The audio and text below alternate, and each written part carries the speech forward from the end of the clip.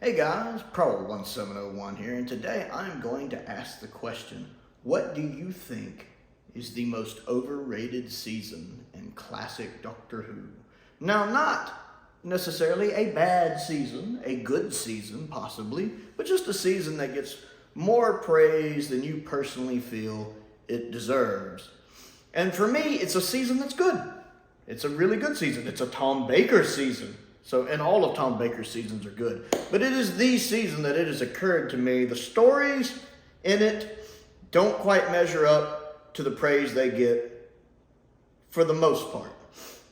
And that, for me, is season 14, the final season of Gasp, the Hinchcliffe era. But I like season 14. It's a good season. But it has occurred to me that season 14 feels like it coasts on being part of the Hinchcliffe era to me. Now, don't get me wrong.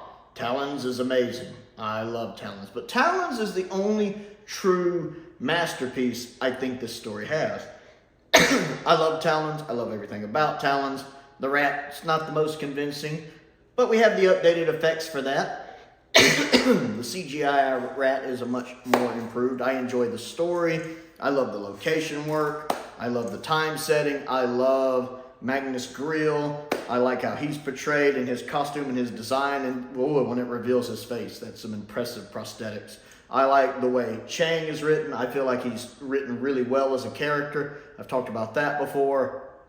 I love Tom Baker's Sherlock Holmes outfit. I love Leela in this one. I love JLBWHO and Lightfoot. I'm glad we got more out of them in the audio adventures and in the books and everything, because I love JLBWHO and Lightfoot. They're great. I'm the Rock of Gibraltar, sir. I love Talons. I think it's great. But it's the only story I'd call a masterpiece in the season. Now, the one story I think is underrated and doesn't get enough love is Face of Evil. I love Face of Evil. Easily my second favorite story of the season. It's not perfect. I think the actual face on the mountain doesn't look that impressive. It's definitely a model shot, but it's classic Who. What can you do? And then the outfits that the people who live in the mountain wear, the kind of brainy ones, their costume design doesn't impress me. I don't know. It's just, I don't really like their character design at all. Other than that, I like it. I really enjoy the set design. I really love the introduction to Leela. I like how savage Leela can be with the Janus thorns. I like the actors playing the other savage people in it are good, especially the one kind of shaman guy. It took him a little while to grow on me. I didn't think much of his acting at first, but he grew on me. The kind of one that you think's another one of those guys who actually turns out to be a pretty good guy and ends up saving the day. I liked him. He definitely, as a character and the actor, they grew on me. I love the story itself and how this being another one of those situations where the Doctor inadvertently causes the problem. Even he says in the story, I thought I was helping them. So I love when the Doctor accidentally causes problems for like him later or other people later, where he has to go back and deal with them, kind of like he does going from the long game to the two-part series finale in series 1 of Modern Who. So I enjoy that. I love the effects. I actually think the effects are good in this one. Like whenever we see the computer projecting itself and just that image of Tom Baker, I love that special effect. I love the special effect of the ray guns. I really, really like Face of Evil. I love some of the dialogue that Tom has in it. The evil one, well, I do think that's a bit much. And of course, it's probably my favorite. Would you like a jelly baby? That Tom does. I love the one in Robot a lot, but I think I like Face of Evil's jelly baby question the best. And I like when he's like, that's either a really good shot or a really bad shot. And then when he threatens to kill him with the deadly jelly baby. Nobody tells me what to do. Take me to you later. I like that. I enjoy that little bit of dialogue that's in that. So I love Face of Evil. Nothing else quite measures up to those two. I've talked before about how I find Robots of Death overrated as a story. I like Robots of Death, but it's more the design choices, as I've talked about before when I talked about when I was picking which Tom Baker story I thought was the most overrated Tom Baker story. It was Robots of Death. I love the robot design. I love the interior of the ship design. And even the exterior model work works really well. But the story doesn't quite grip me. I just find the story a bit boring, especially after first watch. I just find it a bit uninteresting. It's one I go back and watch, but again, it's more the design choices in it I really like. So for me, Robots of Death definitely does not live up to its reputation story-wise. And then we also have The Mask of Mandragora, which I think is a little underrated. I like The Mask of Mandragora. It's a kind of by-the-numbers story, kind of like Claws of Axos. I talked about that with Claws of Axos. It's kind of by the numbers. Mask of Mandragora is not essential Doctor Who. It's not one I'd be like, you like Tom Baker? Have you seen Mask of Mandragora? But I enjoy it. I like the guest cast a lot. I mean, the guy kind of playing the sorcerer with the beard is kind of hamming it up a little, but it fits. I like the guy playing the Count. You just hate him immediately. The guy playing Giuliano is great. The guy playing Marco is great. I enjoy both of them. It's another one of those stories where the companion kind of gets hypnotized, which is a little old to me. I still feel like in some of Sarah's later stories, she didn't get utilized as well as she did in some of her early stories. Like, you look at how well she's used in Monster of Peladon, and then you look at how she's used here, and it's nowhere near as good here as it is in, like, Monsters of Peladon. So that's a little disappointing. Although I do love the fact she asked the question of, hey, wait a minute, you know, how am I speaking, was it Romanian or whatever, Italian or Sicilian or whatever the language is where they are. How am I speaking that? Or French or whatever. I can't remember what they're speaking. You know, she actually asked that question. A lot of people are like, how come everybody talks, you know, British wherever they go? Which got explained more in Classic Who, but more in Modern Who. But I love that they touched on that here, at least. I enjoyed that. The only main problem I have with it is the ending. I like the beginning. I love the wooden console. I love the Season 14 TARDIS. That is one thing I will definitely say about Season 14. I love the TARDIS interior. We just don't get enough of it. That is one of my favorite top TARDIS interiors, like top three TARDIS interiors. I love that TARDIS interior. The console itself might need a little sprucing up, but the actual walls and everything, I love that TARDIS interior. I just wish we had more of it. I like the beginning when they find it and what happens with the Mandragora and Helix there. Those are some pretty impressive effects for Classic Who. I love Tom Baker getting to be very adventurous in that story, getting a little like sword fighting in and stuff. And getting to do some running. And he got some funny lines in there like, you can't count, Count. I love that line. It's a very Fourth Doctor thing to say, you can't count, Count. The ending is a little Deus Machina, wraps up a little too quickly. That's the weakest thing for me, is the ending. It works a little better in the novelization, because I have read the novelization. And the novelization does work a little better overall. But other than the ending being a little weak and rushed and not living up to the rest of the story, I think it's a good, by the numbers, nothing special, but still good story. Hand of Fear, as I've said before, is a good story that falls apart in episode 4, but has a good companion departure. I've only watched Hand of Fear once. I like it. The first 3 parts are good. The actress that they brought in to play the female Eldrad, is that it? Eldrad? She's great. She's good in it. Sarah Sutton's doing, not Sarah Sutton, Elizabeth Sladen is doing some really good acting here. Again, she gets kind of hypnotized. But it works here, and Elizabeth sells it. Eldrad must live. She sells it. Give her that, she sells it. I love that line of dialogue when her and the Doctor are talking. It's like, well, I worry about you. Well, I worry about you too. Well, you be careful. We'll both be careful. I love that. You get that little bond between them there. The bit about the hand and the hand regenerating, I like that. The first 3 episodes, really good. Some good cliffhangers as well. Episode 4, it really falls apart with the male Eldrad, because it's obviously Stephen Thorne, who's great and has a very booming voice. But as I talked about when I was talking about the Daemons before, he has a very distinctive voice that whenever I hear, I just think of Omega. I'm like, oh, that's Omega. Oh, that's the guy who voices Omega. And it pulls me out of the story. It reminds me, instead of being in the story, it just reminds me I'm watching a story. Because I'm just like, oh, that's Omega. Like, and I know classic Doctor Who reused actors all the time. Like,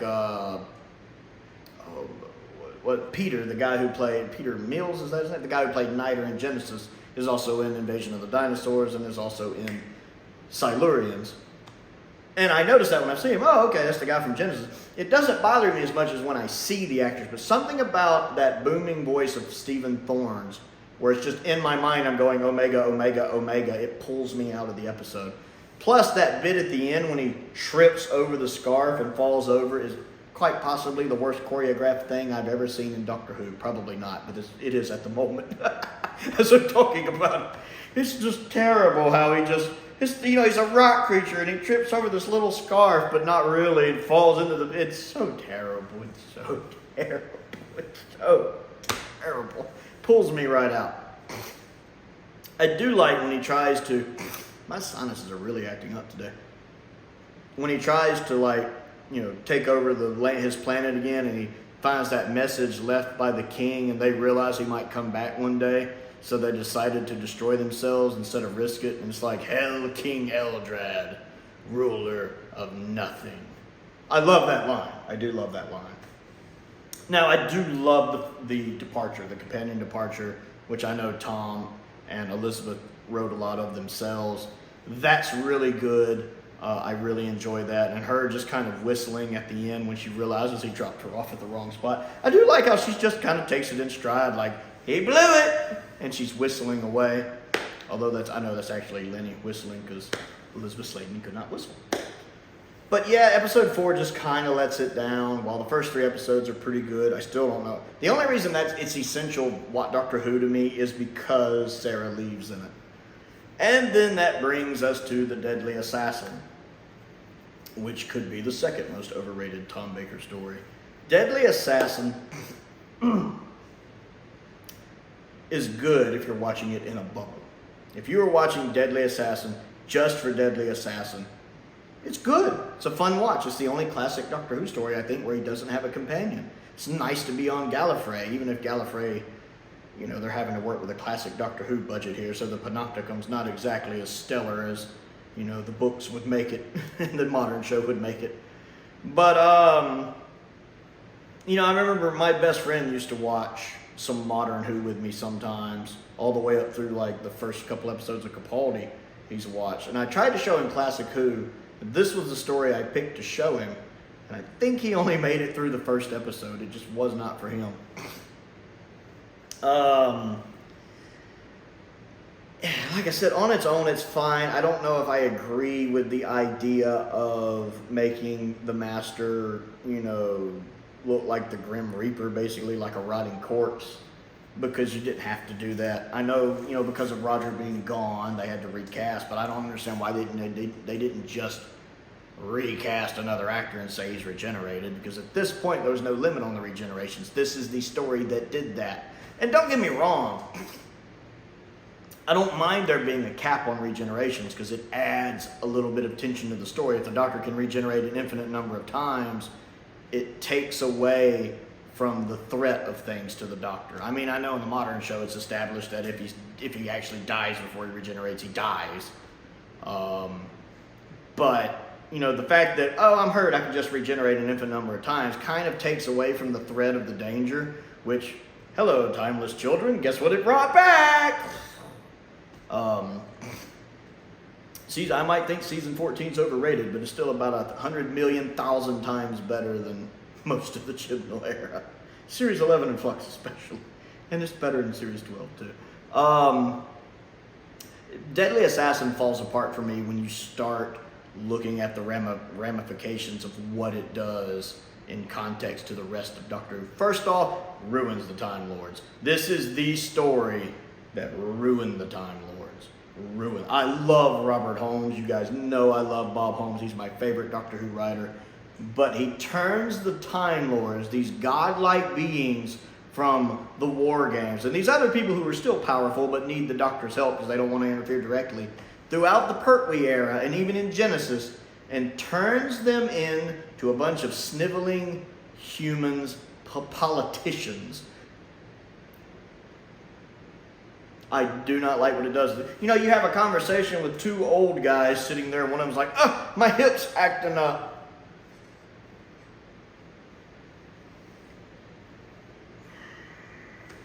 And I don't feel like I'm watching the Time Lords. I'm watching a bunch of humans in their seldom worn ceremonial robes, and by seldom worn, apparently that means you will see them every time the Time Lords ever show up again, ever. I hate those robes. I don't mind the actual outfits in Deadly Assassin, because they are only supposed to be used as a ceremonial thing, you know, meeting of their parliament or whatever, you know, because whatever the leader's name is, the High Time Lord or whatever he's called, I forget what he's called, is the Lord President, you know, because he's retiring basically. But no, every time we see Time Lords after this, they're in those gaudy, goofy, retarded looking outfits that make me want to scream. It's like, don't the Time Lords ever wear anything else? And the fact they just act like humans. Like, you even have a reporter one, what's it, Ransomum or whatever his name is. I want to slap that guy. The actor playing him does a good job because he's playing that part like the annoying news anchor. You know, much like how the actor who plays the reporter in The Daemons does. It's done like that purposely. He's done like that purposely. The actor's doing a good job, because I just want to slap the reporter. When he gets killed, I'm like, yes! Also, these people who are getting killed and never having time to regenerate. I don't know. Which I guess, I don't know. The limit on regenerations I can agree with. I don't agree with what they did with the Master. They could have just recast instead of making him look like that. But it fits into showing the consequence of what happens when you run out of regenerations. The fact that their rules are so archaic that the Doctor gets nominated president-elect because only 2 people run, and the other one, of course, Gareth or whatever his name is. I like Bernard. I'm always happy to have Bernard back. You know, he gets killed because he's one of the bad guys. And so the Doctor gets it by default. You figured there'd be something to prevent that. But then again, I live in America and we have a bunch of nonsense rules like stuff like that too, so I can't really throw stones. I don't know. It's just, I don't like the way it affects the lore. So, tonally, you still get some horror stuff, but it does some other stuff, so it's not quite gothic horror like season 13. You get some of that in Mask of Mandragora. You get a little bit of that in Hand of Fear. Deadly Assassin is definitely like a Manchurian Candidate thing. Face of Evil, I don't really know what Face of Evil is going for tonally. I love it, but I don't really know what it's going for. Mystery, maybe? I don't know. Robots of Death is definitely Agatha Christie. And then Talons is just nice Sherlock Holmes Victorian adventure, which is great. Another mystery. So yeah, the only masterpiece I really see there is Talons. And I do love Leela as a companion. Don't get me wrong. I love Louise Jameson. Leela's, Sarah's my favorite companion. Leela's also one of my favorite companions, like in my top 10, easy. Possibly even my top 5. I love Leela. And I do love that one scene in Robots of Death when he's explaining to her how the TARDIS can be bigger on the inside with the blocks. And at the end, she's just like, that's silly. I do love that scene. But I don't know. You went from season 12, which has at least 2 masterpieces with Ark in Space and Genesis, and then Robot, which is really good, a bit underrated. Sultana Experiment, which is a great two-parter. And then Revenge of the Cybermen, which is easily Tom Baker's most underrated story. And then you have season 13, which is full of masterpieces. I mean, even the stories that aren't masterpieces are darn good. There's no bad story in it. And then you go to season 14, which has 1 masterpiece, 1 that's really good, and then a couple that are good, with a couple little bits holding them back, and then Deadly Assassin, which is, because it's good, But what it does to the lore can be frustrating, and especially to the Time Lords. The Time Lords have never recovered from the Deadly Assassin, in my opinion, ever. They've never had that godlike quality to where you understand why the Doctor doesn't want to get near this. Why it always, as much as I love the 12th Doctor, and he's a great Doctor, and even though he's in the middle of my list, the 12th Doctor is a good Doctor, because Peter Capaldi is just an amazing actor. The Capaldi era is a mixed bag, because when I'm watching like Hell Bent and he's like slamming the door in Rassilon's face, I'm like, no. You know, this is a far cry from the guy who in the War Games is like, I gotta get out of here. No, I have to leave. See, that's what I want. I want that fear in the Doctor where he doesn't want to mess with his people because they're that powerful. These people who can control the TARDIS on a whim, like at the beginning of Part 10 of the War Games. Part 10 of the War Games is one of my favorite episodes of Doctor Who of all time because it just gets the Time Lords perfect. They've never been that good since. I want to return to that when the Doctor is utterly afraid of his people. And after the Deadly Assassin, I can see why he's not. So, that's my thoughts on that. I think the most overrated season in Doctor Who, season 14. While still a great season, I do like season 14. It's definitely not my least favorite Tom Baker season, although it's actually a lot lower on the list than it used to be. But I do find it overrated and not worthy of the attention it gets simply because it's a Hinchcliffe season, because I don't think it measures up to seasons 12 or 13. And personally, I like a lot of other seasons better, like 17. I'd rather watch season 17 than season 14 because I love the whimsy and wit of season 17 a lot, and the comedy aspect of it. So I want to know, what do you think? What do you think is the most overrated season in classic Doctor Who, and what do you think of season 14 and some of its stories, if you think they're overrated, underrated, and where it falls on your list? Other things to do. Don't forget to click the like button and the subscribe button. That helps me out. My goal in 2023 is to reach 1,000 subscribers, so I would definitely appreciate that if you enjoy my content and haven't subscribed yet. I also appreciate you clicking that thumbs up button. That helps me out with the YouTube algorithm. I also have a Patreon. That helps me pay the bills. If you like what I do and would like to contribute to what I do, there is a link to that down in the description below. Several different tiers there to choose from. I want to give a shout out to some of my top tier patrons, Stephen Crane, Dr. Finn Perkins, and Colin Coney. I appreciate their support as I do the support of all of my patrons. I really appreciate each and every one of you. I also have a P.O. box if there's anything you would like to send me to look at and review, Doctor Who related or sci-fi related, or whatever you think you might want me to look at. And a link to my Amazon wish list is down there as well. Most importantly, though, thank you for watching.